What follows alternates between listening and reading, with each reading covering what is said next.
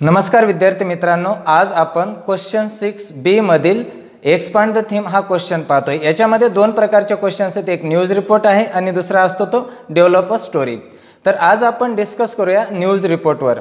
तर विद्यार्थी मित्रांनो, मी सध्या एका सिक्वेन्सनं तुम्हाला रायटिंग स्किलचे प्रीवियस इयर क्वेश्चन पेपरमधील क्वेश्चन्स सोडवून देत आहे। त्याचं रिझन हे की तुम्हाला एक्झामच्या वेळेस एक एकंदर कशा पद्धतीचे क्वेश्चन्स असतात याची आयडिया येईल आणि एकदा हा क्वेश्चन पेपरचे रायटिंग स्किलचे सर्व क्वेश्चन झाल्यानंतर मी तुम्हाला एक्स्ट्रा क्वेश्चन्स प्रत्येक, जसं की लेटर रायटिंगचे वेगवेगळे क्वेश्चन्स, त्याचबरोबर न्यूज रिपोर्टवरचे वेगवेगळे क्वेश्चन्स, डेव्हलप अ स्टोरीवरचे वेगवेगळे क्वेश्चन्स, ट्रान्सलेशनचे वेगवेगळे questions, verbal to non verbal आणि नॉन वर्बल टू वर्बल याचे वेगवेगळे क्वेश्चन्स आपण याची भरपूर प्रॅक्टिस करणार आहोत। पण सध्या एक तुम्हाला आयडिया यावा की कशा पद्धतीनं क्वेश्चन पेपर असतो आणि कसे क्वेश्चन्स असतात, म्हणून मी अगोदर प्रीवियस इयर क्वेश्चन पेपरमधील काही क्वेश्चन या ठिकाणी सॉल्व करत आहे। तर विद्यार्थी मित्रांनो, यामध्ये पहा न्यूज रिपोर्ट जो आहे हा जो क्वेश्चन आहे, हा क्वेश्चन लिहित असताना काय करायचं आहे, सुरुवातीला क्वेश्चन 6B व्यवस्थित लिहायचं, त्यानंतर B1 आणि अशा पद्धतीनं B1 लिहिल्यानंतर ऐन सेंटरला या ठिकाणी लिहायचं असतं न्यूज रिपोर्ट। न्यूज रिपोर्ट लिहिल्यानंतर त्याखाली अंडरलाईन करायचे आणि त्यानंतर हेडलाईन द्यायची असते। आता हेडलाईन सहसा तुम्हाला प्रश्नपत्रिकेमध्ये दिलेली असते। मग या ठिकाणी हेडलाईन दिलेली, heavy rainfall disturbs the normal life in Marathwada. तर मोठ्या प्रमाणात झालेल्या पावसामुळं मराठवाड्यातील जी नॉर्मल लाईफ आहे, सामान्य जीवन आहे, ते डिस्टर्ब झालेलं आहे। आता काय करायचं विद्यार्थी मित्रांनो, ही हेडलाईन कॅपिटल लेटर्समध्ये ऐन सेंटरला येईल, दोन्हीकडून सारखा स्पेस सुटला पाहिजे आणि सेंटरला हेडलाईन लिहायची आहे। तर चला लिहूया,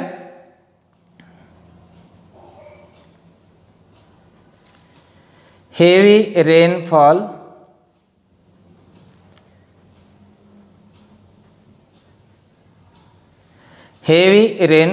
disturbs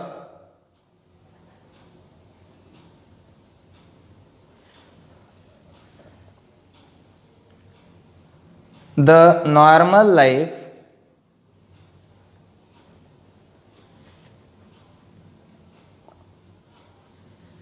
in Marathwada।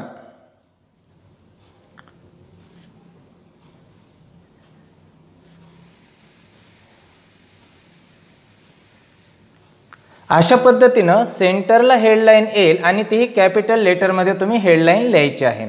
आता हेडलाईन सहसा जी हेडलाईन असते न्यूज रिपोर्टमध्ये, ती मोस्टली 90% वेळेस सिम्पल प्रेझेंटमध्येच हेडलाईन दिलेली असते।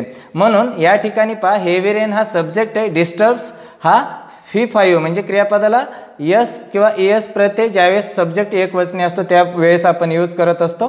तर या ठिकाणी हा सिंपल प्रेझेंट टेन्स आहे, heavy rainfall disturbs the normal life in Marathwada. अशा पद्धतीनं हेडलाईन लिहिल्यानंतर विद्यार्थी मित्रांनो आपल्याला लिहायचं असतं बायलाईन। आता बायलाईनमध्ये काय येतं, तर हे डेटलाईन वगैरे। मग बायलाईन लिहित असताना ही घटना कुठं घडलेली हे आपण सुरुवातीला पाहायचं। तर हेवी रेनफॉल जो आहे तो झालेला आहे मराठवाड्यामध्ये। मग इथं मराठवाडा लिहिलं तरीच चालेल। या ठिकाणी सुरुवातीला पहा, बायलाईनमध्ये ही डेटलाईन आहे, त्यालाच आपण इथं बायलाईन म्हणतो। बायलाईनमध्ये काय लिहायचं असतं, प्लेस कोणत्या ठिकाणी घटना घडली, त्यानंतर कोणता दिवस होता, वार लिहायचा असतो, त्यानंतर कोणता महिना तो लिहायचा आणि त्यानंतर डेट लिहायची असते, तारीख। पहा, हेडलाईन लिहिली, हेडलाईन्स मोस्टली आपण कॅपिटल लेटरमध्ये लिहायचे। त्यानंतर बायलाईनमध्ये काय काय येईल, तर प्लेस कोणत्या ठिकाणी घटना घडली, त्यानंतर वार कोणता, त्यानंतर मंथ आणि त्यानंतर तारीख। अशा पद्धतीनं आपण बायलाईनमध्ये हे लिहिल्यानंतर राईट साईडला आपल्याला लिहायचं असतं बाय द स्टाफ रिपोर्टर, म्हणजे न्यूज एजन्सी कोणते, त्या न्यूज एजन्सीचं नाव लिहायचं असतं ते राईट साईडला। कसं, चला मी सांगतो तुम्हाला। पहा, मी सांगितलं तुम्हाला आत्ताच की हेडलाईन जे आहे ते हमेशा सिंपल प्रेझेंट टेन्समध्ये असते। त्यानंतर बायलाईनमध्ये आता ही मराठवाड्यामध्ये घटना घडलेली, मग या ठिकाणी मराठवाड्यातील जे शहर आहे त्याच्यामध्ये सपोज बीड आहे, औरंगाबाद आहे, तर सपोज बीड किंवा औरंगाबाद या ठिकाणाहून ही न्यूज पब्लिश झालेली आहे, तर मी या ठिकाणी लिहिल Aurangabad.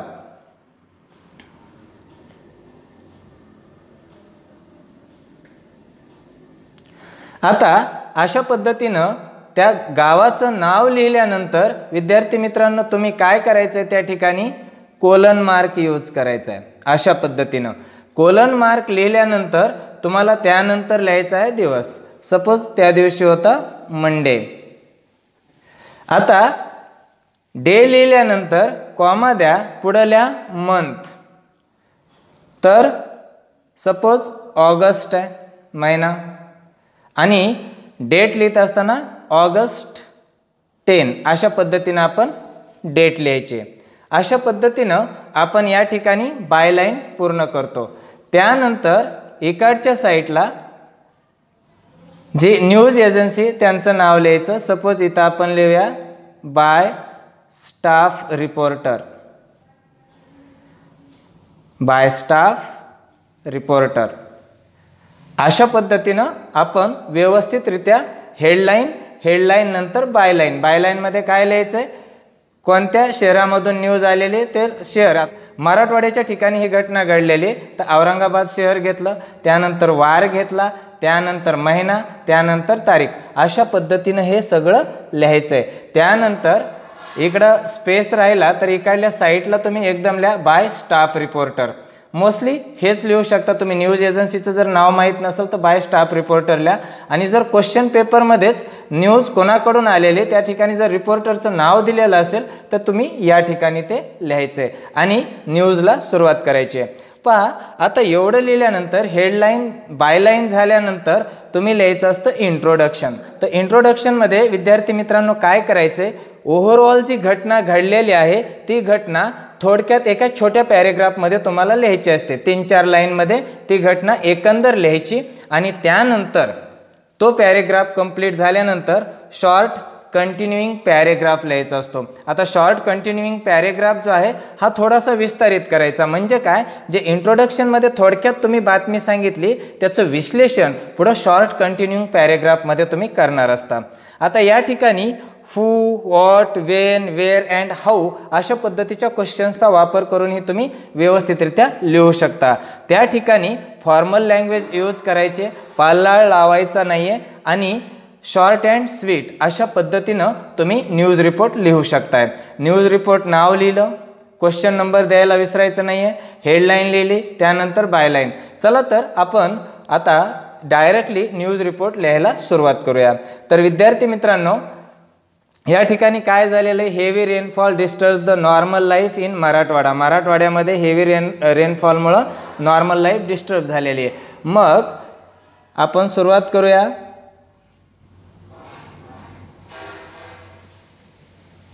Normal life of the people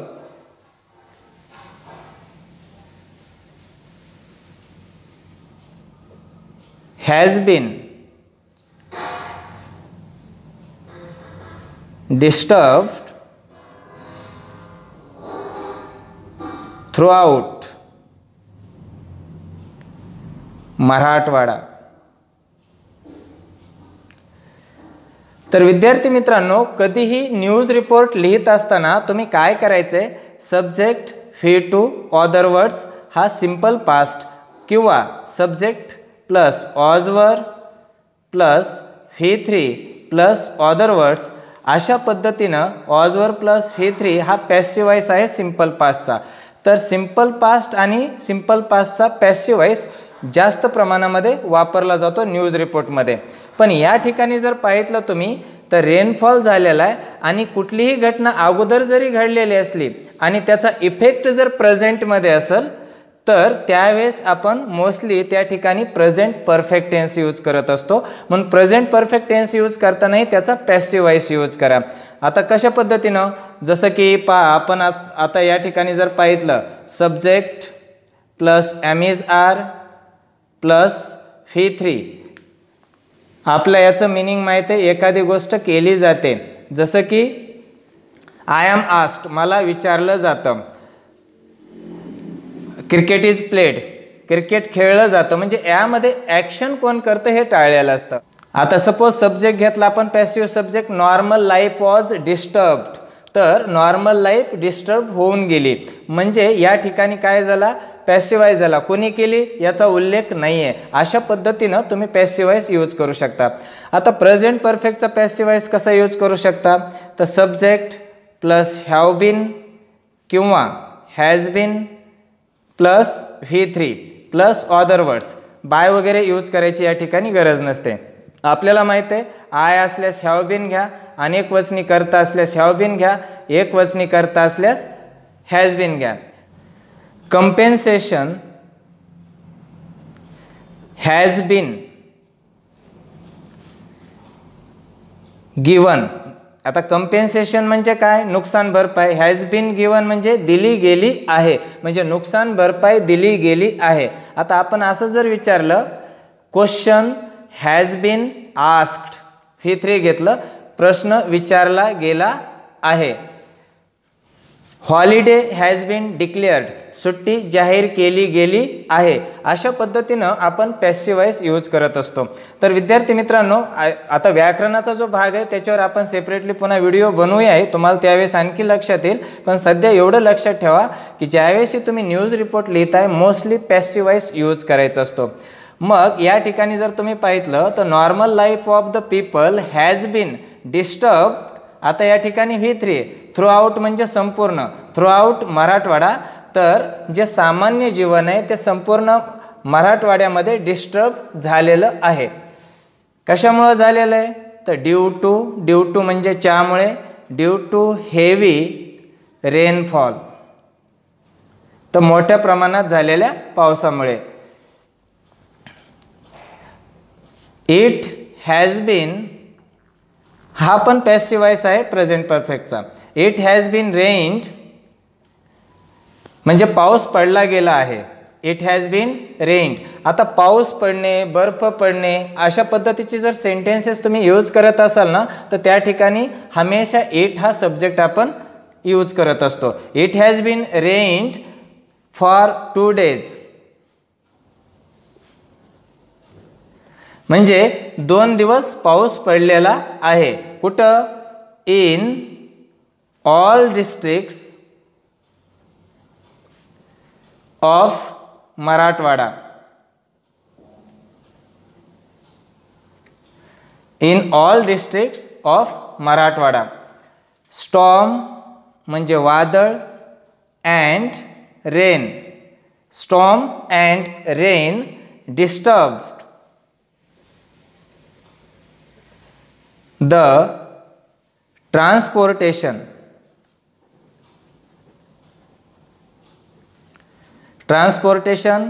services and it took 11 lives. पहा विद्यार्थी मित्रांनो, it has been rain for 2 days in all districts of Marathwada. मराठवाड्याच्या सर्व जिल्ह्यांमध्ये 2 दिवस लगातार पाऊस पडलेला आहे. स्टॉर्म अँड रेन, वादळ आणि पाऊस यांनी डिस्टर्ब केलेलं आहे. कशाला, ट्रान्सपोर्टेशन सर्व्हिसेसला, म्हणजे जी वाहतूक व्यवस्था आहे ती विस्कळीत झालेली. अँड इट टूक 11 lives, आणि या वादळाने आणि पावसानं 11 जणांचे जीव घेतलेले आहेत. हे आपण सुरुवातीला इंट्रोडक्शनमध्ये लिहिलेलं आहे. आता त्यानंतर शॉर्ट कंटिन्यूइंग पॅरेग्राफ एक लिहू शकता आणि त्यानंतर कंक्लुजन करू शकता. पण कंक्लुजन आणि शॉर्ट कंटिन्यूइंग पॅरेग्राफ दोन्हीचा एक पॅरेग्राफ केला तरी त्या ठिकाणी चालतो. म्हणून आपण शॉर्ट कंटिन्यूइंग पॅरेग्राफ आणि कंक्लुजन एकत्र करायचं असेल तर त्या दोन्ही पॅरेग्राफला एकत्र करू शकता, किंवा शॉर्ट कंटिन्यूइंग पॅरेग्राफ जो आहे तो व्यवस्थित लिहा आणि त्यानंतर कंक्लुजन सेपरेटली लिहा. कसं पहा,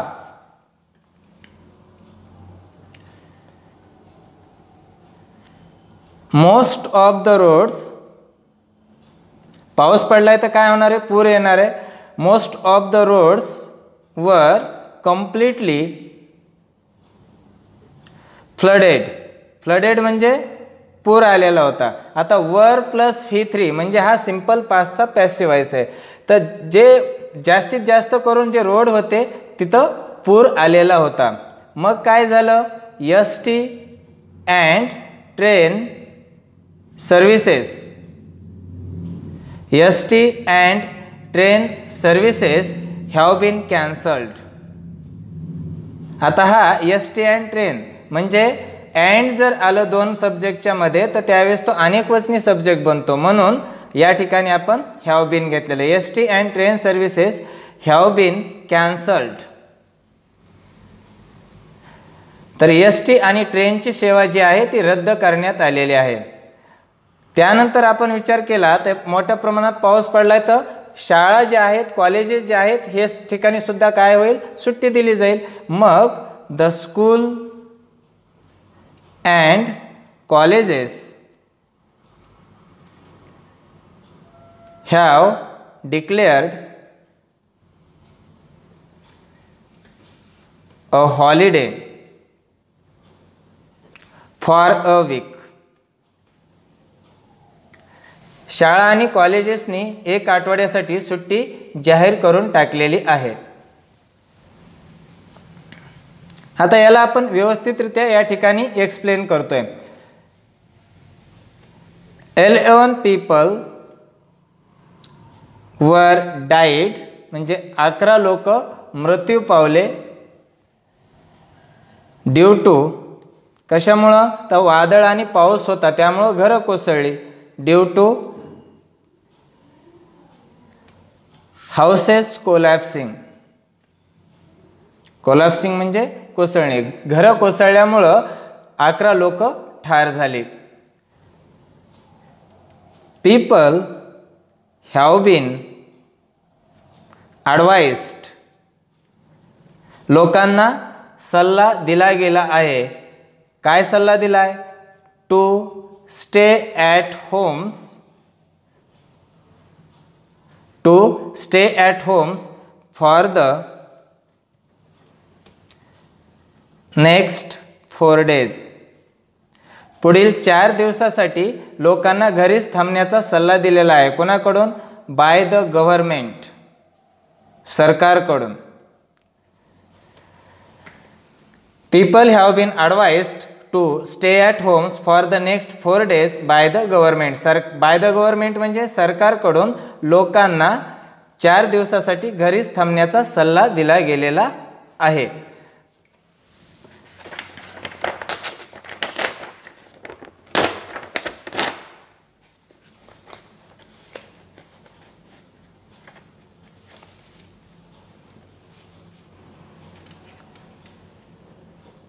The chief minister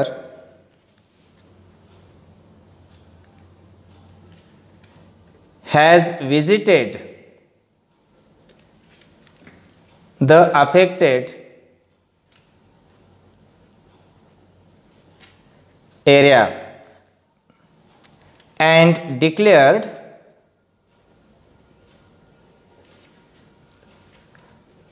compensation म्हणजे नुकसान भरपाई. And declared compensation of 2 lakhs. 2 लाखांची नुकसान भरपाई डिक्लेअर करून टाकलेली आहे. कोणासाठी, to the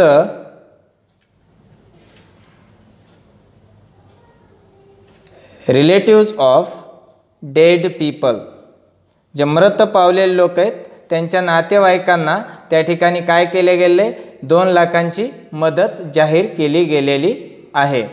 and financial help to the affected people. ज्यांचं नुकसान झालेलं आहे, ज्यांच्यावर काय ना काय त्या पावसाचा परिणाम झालेला आहे, त्यांना आर्थिक मदतीची घोषणा केली गेलेली आहे. मग आपण सेपरेटली पॅरेग्राफ बनवू शकतो किंवा जे कंक्लुजन आहे त्या कंक्लुजनला या ठिकाणीच ॲड करू शकतो.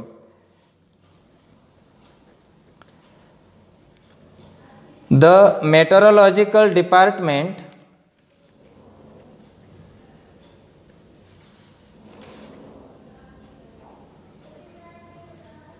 The meteorological department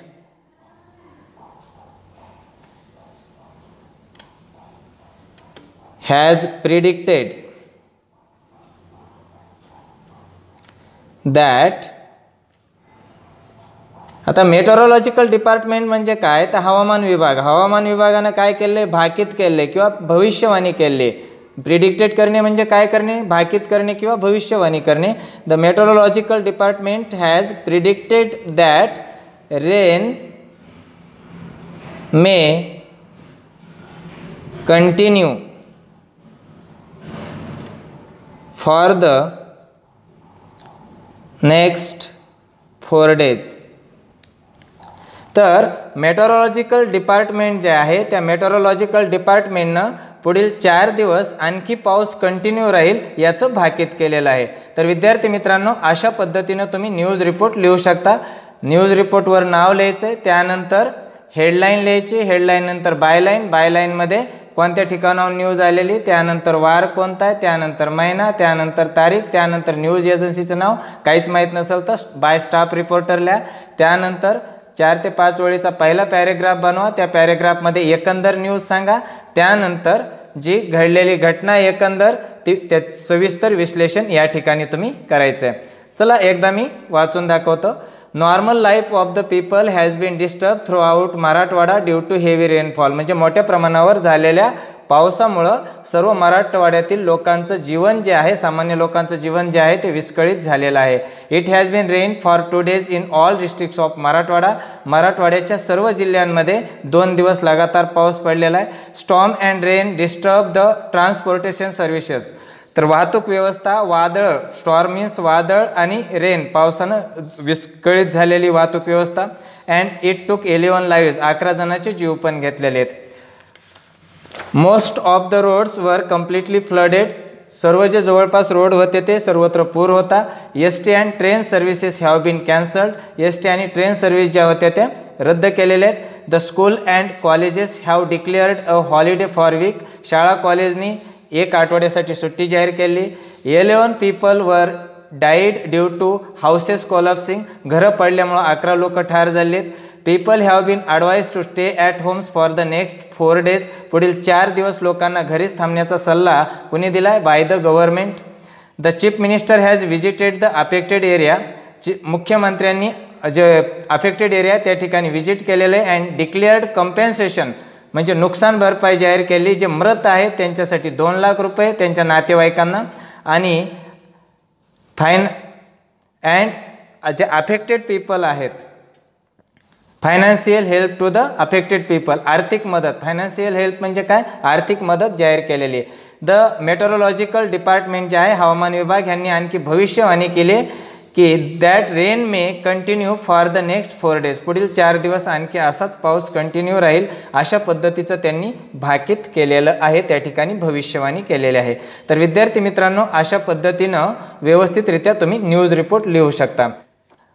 तर विद्यार्थी मित्रांनो, आता याचं पाहूया मार्किंग स्कीम कसं असणार आहे. तर विद्यार्थी मित्रांनो, याच्यामध्ये हेडलाईन, आता हेडलाईन हमेशा सिंपल प्रेझेंटमध्ये लिहायची, लक्षात ठेवा. हेडलाईन जे सिंपल प्रेझेंटमध्ये लिहायचे. हेडलाईन आणि दुसरं आहे बायलाईन. ह्या दोन्हीला मिळून तुम्हाला 1 मार्क मिळतो. आता बायलाईनमध्ये काय लिहायचं, जिथून न्यूज प्रसारित केली जाते त्या शहराचं नाव, त्यानंतर वार लिहायचा आहे, त्यानंतर महिना, त्यानंतर डेट. डेट लिहित असताना लेटर रायटिंगला जशी डेट लिहितो तशी लिहायची नाही, अशा पद्धतीने डेट लिहायची आहे. त्यानंतर विद्यार्थी मित्रांनो, हेडलाईन बायलाईन यासाठी 1 मार्क असेल तुम्हाला, हे लक्षात ठेवा. त्यानंतर व्होकॅब्युलरी अँड ग्रामर किती व्यवस्थितरित्या आहे यासाठी तुम्हाला 1 मार्क असेल. आता त्यानंतर body of the news. Body of the news म्हणजे काय, तर हे इंट्रोडक्शन आणि त्यानंतर कंटिन्यूइंग पॅरेग्राफ याला मिळून तुम्हाला आहेत 2 मार्क्स. आणि लॉजिकल ऑर्डर म्हणजेच क्रम एकदम व्यवस्थितरित्या त्या ठिकाणी फ्लो जो आहे लँग्वेजचा तो व्यवस्थितरित्या जर असेल आणि त्याचबरोबर कंक्लुजन छान झालेलं असेल तर यासाठी असतो 1 मार्क. तर विद्यार्थी मित्रांनो, हेडलाईन बायलाईन यासाठी 1 मार्क, व्होकॅब्युलरी आणि ग्रामर यासाठी 1 mark, body of the news, introduction आणि कंटिन्यूइंग पॅरेग्राफ यासाठी 2 मार्क आणि लॉजिकल ऑर्डर आणि कंक्लुजन छानपैकी केलेलं यासाठी 1 मार्क. अशा पद्धतीनं तुम्हाला 5 मार्क्स त्या ठिकाणी सहजरित्या न्यूज रिपोर्टचे मिळवता येतात. तर विद्यार्थी मित्रांनो, अशा पद्धतीनं आपण न्यूज रिपोर्ट कंप्लीट केला आहे. आता यानंतरच्या व्हिडिओमध्ये आपण शिकणार आहोत how to develop a story writing कसं करायचं. आणि विद्यार्थी मित्रांनो, एकदा हे सर्व प्रिव्हियस इयर क्वेश्चन पेपरमधील क्वेश्चन सॉल्व केल्यानंतर मी तुम्हाला प्रत्येक रायटिंग स्किलच्या टॉपिकवरील 4-4, 5-5 वेगवेगळे त्या ठिकाणी क्वेश्चन्स घेऊन ते तुम्हाला सॉल्व करून देणार आहे, जेणेकरून तुमचं परीक्षेपर्यंत फुल प्रॅक्टिस होऊन जाईल. धन्यवाद.